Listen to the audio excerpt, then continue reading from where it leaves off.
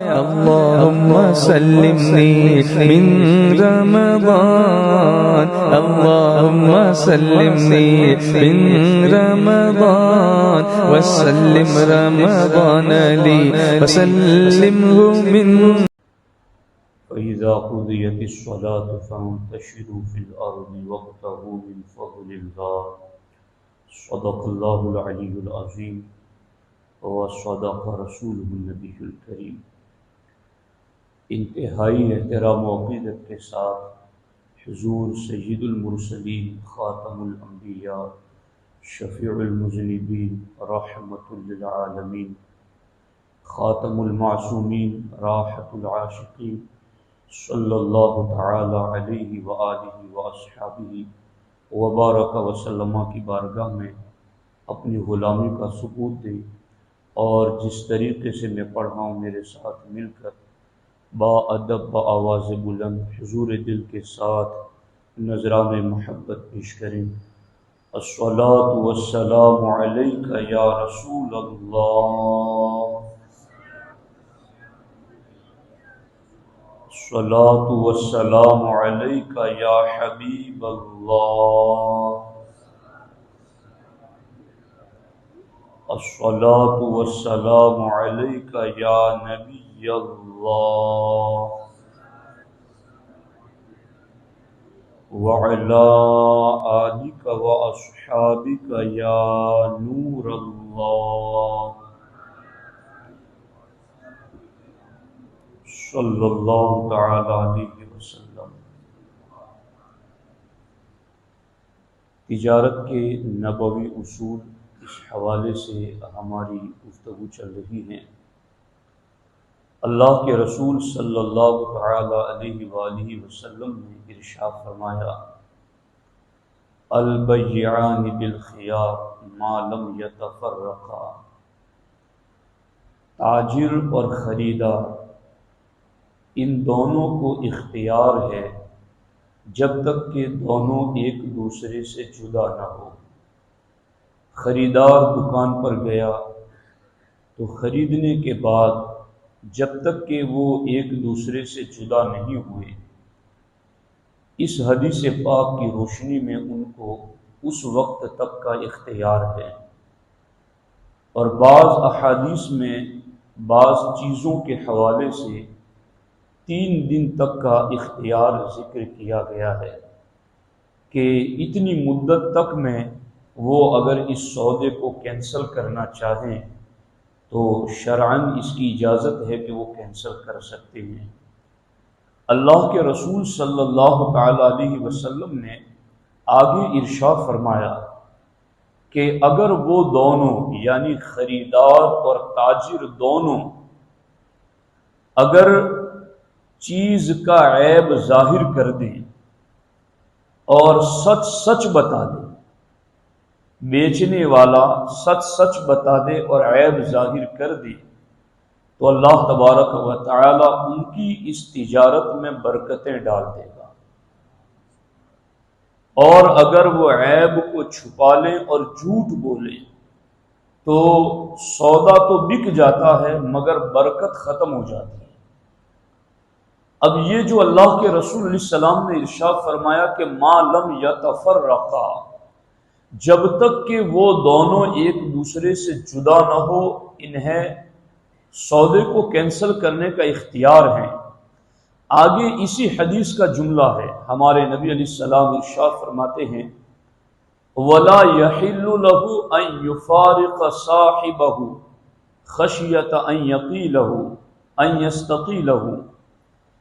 کبھی کبھی یوں ہوتا ہے کہ آدمی جب اپنی چیز میں عیب ہوتا ہے یا اس کے پاس نوٹ نقلی ہوتے ہیں تو وہ سودا کرنے کے بعد جلد جدائی چاہتا ہے کہ جتنا ہو سکے اتنا جلد جگہ چھوڑ کے رخصت ہو جاؤں تاکہ میری جعلی نوٹوں پر یہ مطلع نہ ہو سکے، خبردار نہ ہو سکے، یا میں نے جو عیب دار چیز بیچی ہیں یہ عیبوں کو جان نہ لیں.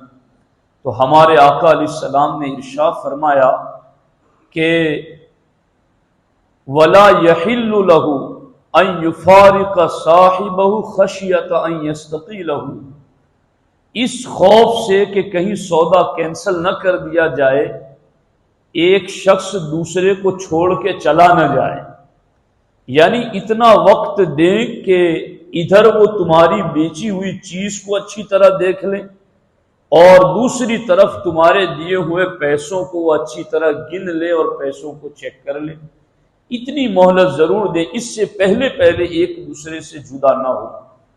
اور اگر یہ تو بات تھی، اب آگے آ گیا مسئلہ مسلمان کے ساتھ کاروبار کا، تو اللہ کے رسول علیہ الصلوۃ والسلام نے یہاں بالخصوص اس چیز کا ذکر فرمایا ہے کہ اگر کسی مسلمان کے ساتھ تم نے سودا کیا اور سودا کرنے کے بعد اب وہ بیچنے والا یا خریدنے والا دونوں میں سے کوئی ایک یہ نہیں چاہتا کہ میری یہ چیز میں بیچ دوں اور اس کو پسند ہے کہ یہ سودا کینسل ہو جائے، تو کبھی کبھی کچھ لوگ ایسے ہوتے ہیں جو کسی کی نادانی کا فائدہ اٹھاتے ہیں، جو کسی کے دیہاتی ہونے کا، وہ گاؤں کا رہنے والا، اس کو اتنا علم نہیں ہے تو اس کا فائدہ اٹھا لیتے، کبھی کوئی کسی کے سادہ مزاجی کا، سادہ پن کا فائدہ اٹھا لیتے ہیں۔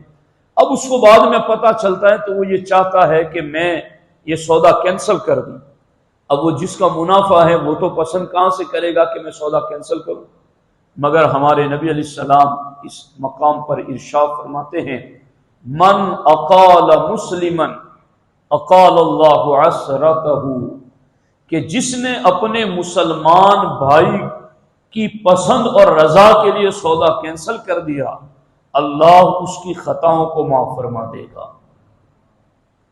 تو آپ دیکھیے ایک طرف معاشرے میں، سوسائٹی میں لوگوں کی سوچ کیا ہے کہ کسی کے سادہ پن کا فائدہ اٹھا لیا جائے کہ یہ گاؤں کا رہنے والا، اس کو اچھی طرح سے ٹیپ ٹاپ لیا جائے، تو اور بعد میں وہ آتا ہے تو بھی اس کے ساتھ کوئی اس طرح کی گنجائش نہیں رکھی جاتی۔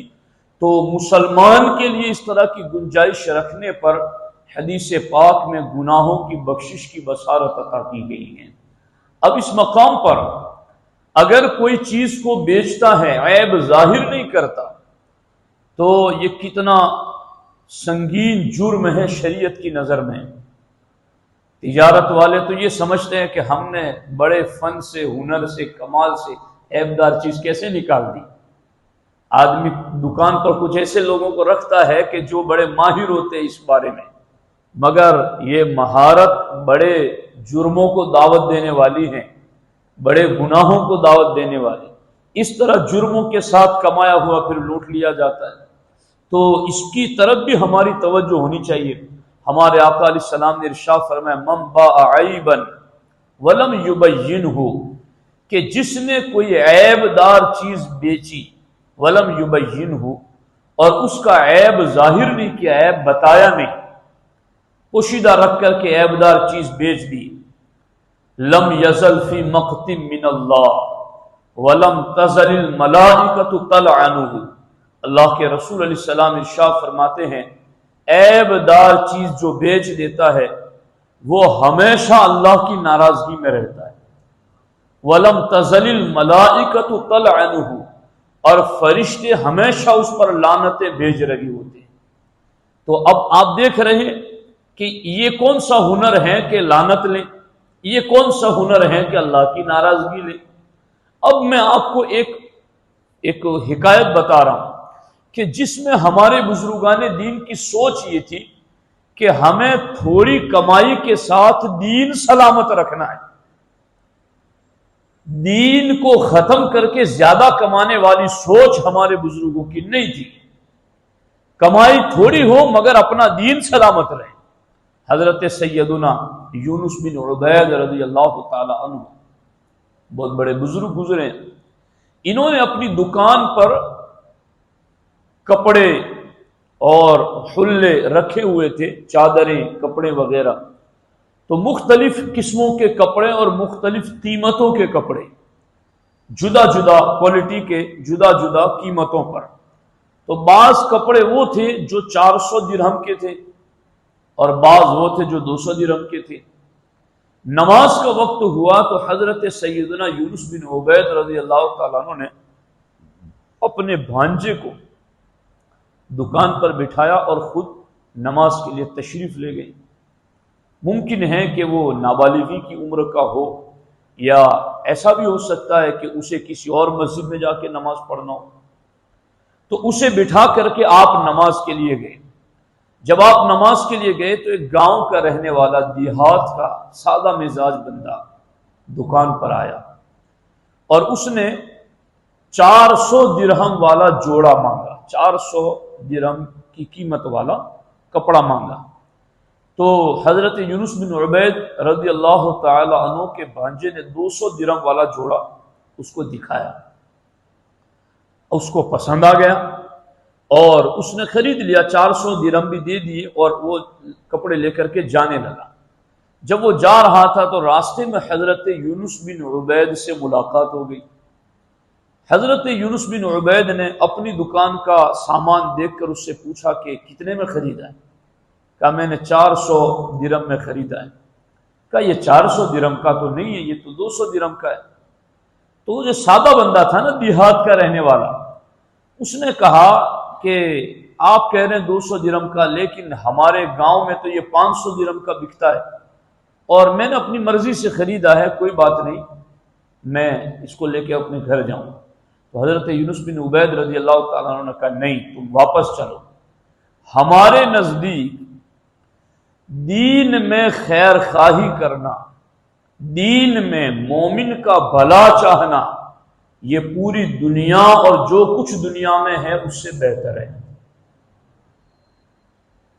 کہ ہم اپنے دین کا لحاظ رکھتے ہوئے اپنے دینی بھائی کے لیے بھلائی کریں اور اس کی خیر خواہی، اس کا بھلا سوچیں۔ تو یہ ہمارے لیے بقیہ 200 درہم تو کیا ہے، پوری دنیا اور جو کچھ دنیا میں ہے اس سے بہتر ہے، تم چلو میرے ساتھ واپس۔ لے کر آئے، اپنے بھانجے کو ڈانٹا انہوں نے اور کہا کہ تمہیں اللہ کا خوف نہیں ہے کہ یہ 200 درہم کا کپڑا تھا اور تو نے اس کی پوری قیمت کے برابر نفع وصول کیا، کہ 200 کی قیمت تھی اور تم نے 200 نفع کمائے، اس پر اتنا زیادہ نفع لیا، تو تم کیا کر رہے ہو؟ تو بھانجے نے کہا کہ انہوں نے مجھ سے کپڑا اپنی رضامندی سے لیا تھا، تو انہوں نے رضامندی سے خریدا تھا، اس لیے میں نے بیچ دیا۔ حضرت یونس بن عبید رضی اللہ تعالیٰ عنہ نے کہا کہ جو معاملہ اس کے ساتھ ہوا، کیا تم یہ معاملہ اپنے لیے پسند کرتے ہو؟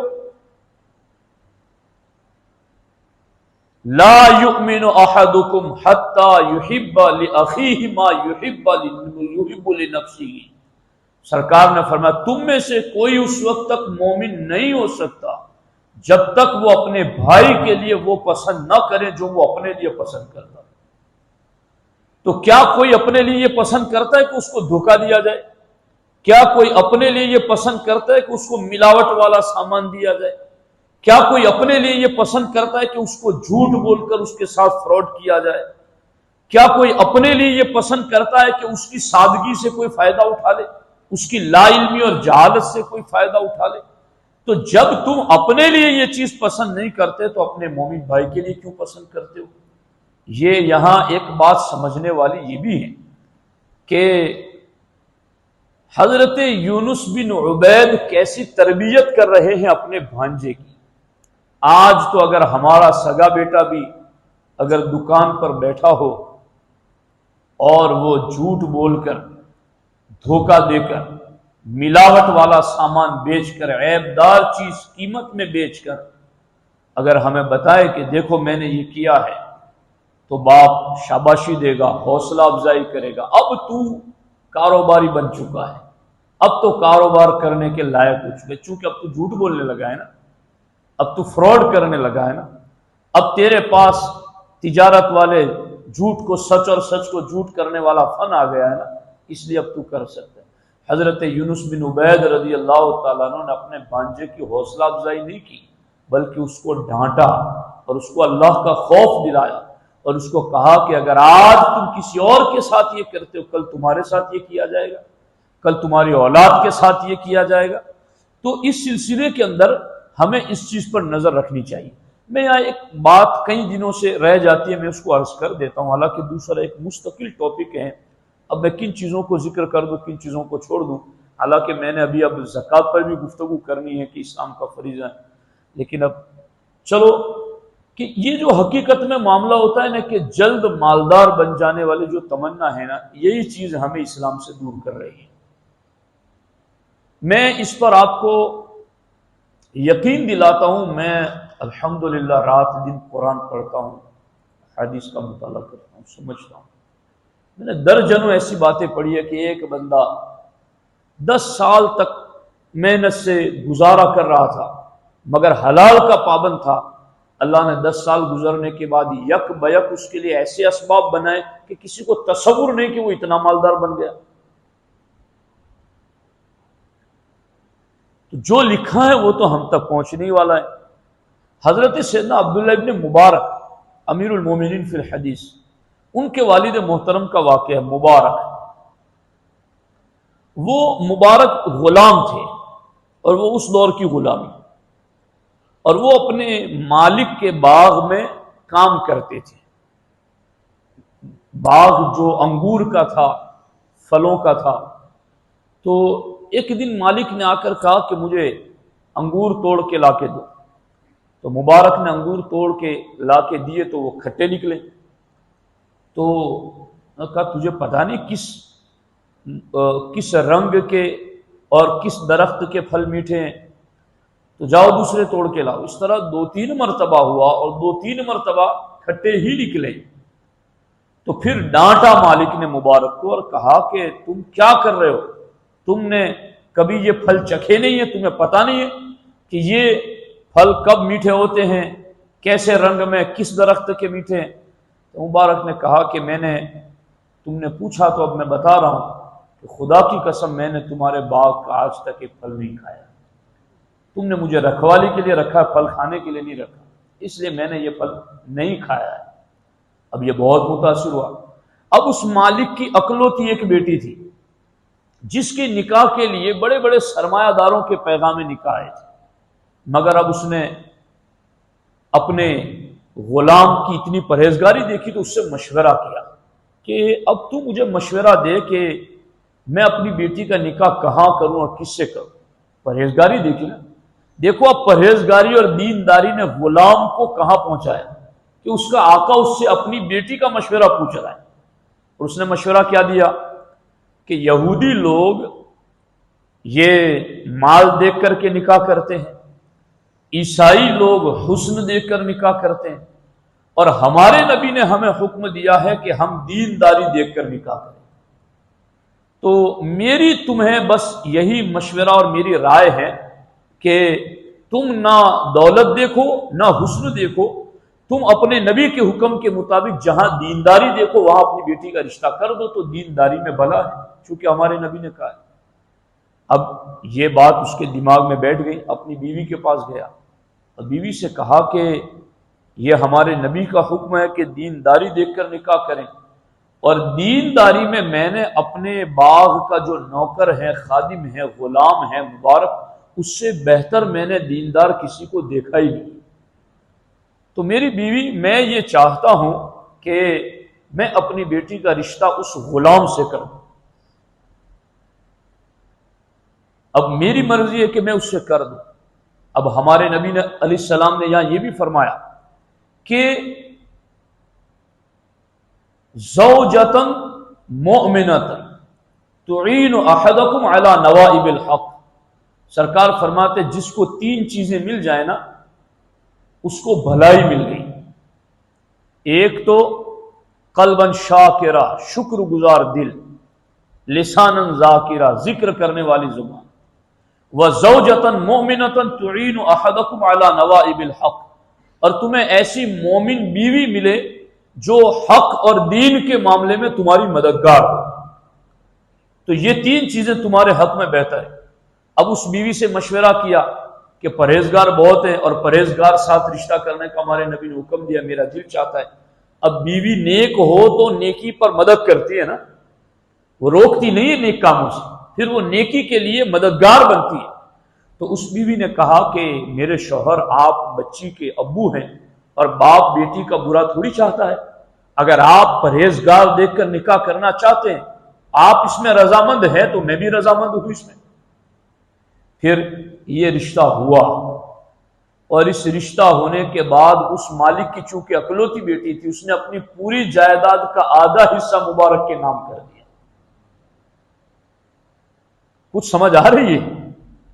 یہ ہے جلد طلب کرنے کی ہوس، یہ وکان الانسان عجولا، انسان جلد پسند۔ وہ بڑے خزانے اللہ نے رکھے ہوئے ہیں، بس انتظار کرو، وہ وقت آئے گا تو پہنچے گی آپ تک، عزت کے ساتھ پہنچے گی، حلال طریقے سے پہنچے گی۔ تو بس مومن کو مطمئن رہنا ہے اللہ کے وعدوں پر۔ وہ حضرت بایزید بستامی کا واقعہ ہے نا، کہ وہ ایک جگہ سے گھوڑے پر سوار ہو کر گزرے تو عصر کی نماز کا وقت ہوا، تو آپ سواری سے اترے، زین اتارا اور ایک خادم کو بلا کر کہا کہ تم یہ زین سنبھالو، میں ابھی نماز پڑھ کے آتا ہوں۔ وہ نماز پڑھنے گئے تو اس کی نیت بدل گئی، اس نے کہا یہ کون سا مجھے پہچاننے والے، اجنبی علاقے میں آئے، لے جا کر کے زین بازار میں بیچ دیا 2 درہم میں۔ حضرت باہر آئے تو دیکھا کہ زین بھی نہیں، زین کا حفاظت کرنے والا بھی نہیں۔ آپ بازار میں گئے تو دیکھا کہ وہی زین لٹک رہی ہے۔ آپ نے کہا کتنے میں بیچو گے؟ کہا 2 درہم میں، ابھی کوئی بیچ کے گیا ہے، تم بھی 2 درہم میں لے لو۔ 2 درہم۔ بایزید بستامی فرماتے ہیں میں نے دل میں سوچا کہ میں نے مسجد میں جاتے ہوئے یہ خیال کیا تھا کہ یہ جو میرے گھوڑے کی زین سنبھال کے بیٹھا ہے، میں آؤں گا تو اس کو 2 درہم دوں گا۔ اب اس کو 2 درہم تو ملنے والے تھے، مگر غلط نیت کی وجہ سے حرام ذریعے سے ملے، حلال طریقے سے نہ ملے۔ تو کیوں ہم اپنی دنیا اور آخرت کو برباد کریں؟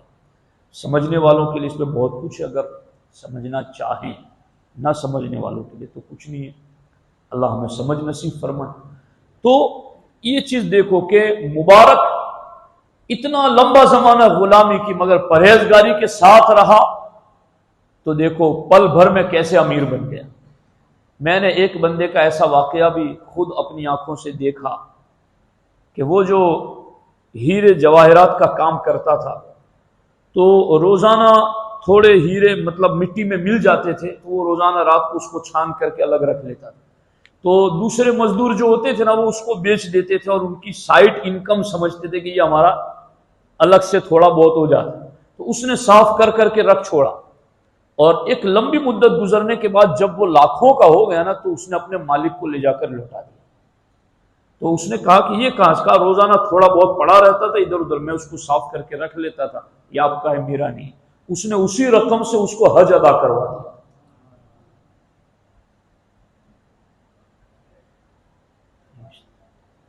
اللہ تعالی ہمیں سمجھ نصیب فرمائے۔ الفاتحہ۔